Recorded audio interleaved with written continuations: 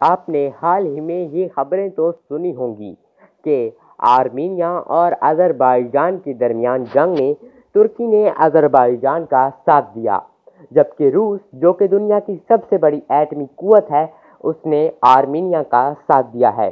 لیکن اب تک تو آذربائیجان کو اس جنگ میں برتری حاصل ہے۔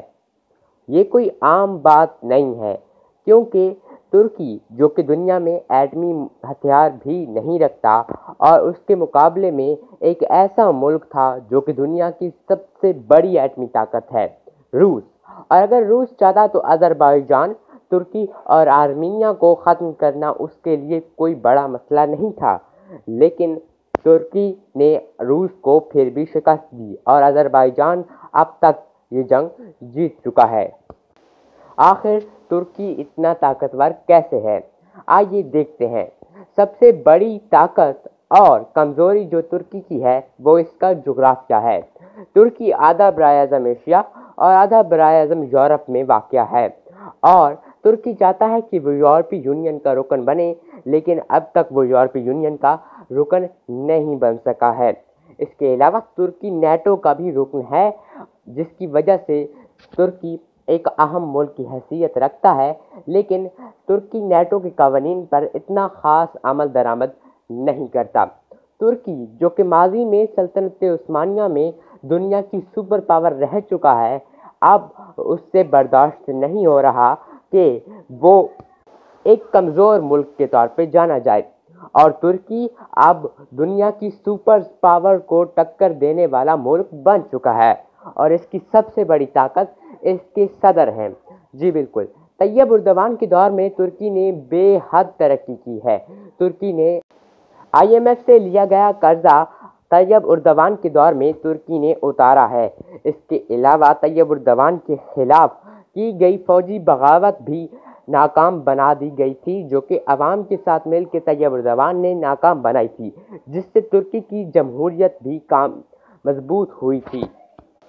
2023 میں جب ترکی سے عالمی پابندیاں ہٹ جائیں گی اور معاہدہ لوزان ختم ہو جائے گا، تو یہ خبریں بھی ہیں کہ ترکی اپنی سلطنت دوبارہ بحال کرے گا، لیکن یہ کام بہت مشکل ہے کیونکہ ترکی کے پاس ایٹمی ہتھیار بھی نہیں ہیں۔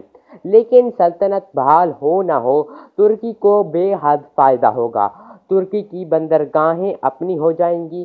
اس کے علاوہ ترکی میں جو بہت سے تیل کے ذخائر ہیں جو کہ ترکی استعمال نہیں کر سکتا، وہ بھی ترکی استعمال کرنے لگے گا۔ آپ لوگوں نے دریلش ارطغرل ڈرامہ جو کہ اس وقت پاکستان میں بے حد مقبول ہے، اس کا نام تو سنا ہوگا۔ یورپ اور پوری دنیا اس سے بھی خوفزدہ ہے، اور رجب طیب اردوان ان ڈراموں کے ذریعے لوگوں تک یہ پیغام پہنچانا چاہتے ہیں کہ ترکی ماضی میں کتنا طاقتور تھا، اور طیب اردوان ترکی کو اتنا ہی طاقتور پھر سے بنانا چاہتے ہیں کہ جتنا کہ ترکی پہلے تھا، اور ترکی اس وقت دنیا کے سپر پاور ملکوں میں سے ایک ہے۔ اگر پاکستان اور ترکی کے تعلقات دیکھے جائیں تو پاکستان اور ترکی کے تعلقات بے حد اچھے ہیں، اور پاکستان اور ترکی بے حد اچھے دوست ہیں۔ وزیر اعظم پاکستان عمران خان اور رجب طیب اردوان بھی ایک اچھے دوست ہیں، اور حال ہی میں ترکی کے صدر رجب طیب اردوان نے پاکستان کا دورہ بھی کیا تھا۔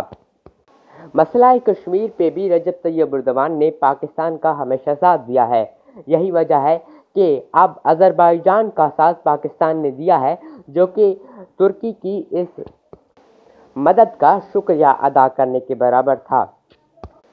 خیر، ترکی کی سب سے بڑی طاقت جو ہے وہ ان کا ایمان ہی ہے، جو کہ پاکستان اور دوسرے اسلامی ممالک کے لوگوں میں بھی ہونا چاہیے، تاکہ وہ بھی ایک طاقتور ملک بن سکے اور اسلامی دنیا ترقی کر سکے۔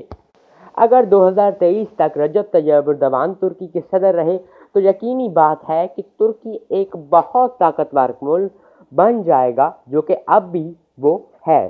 اگلی ویڈیو تک کے لیے اجازت دیں۔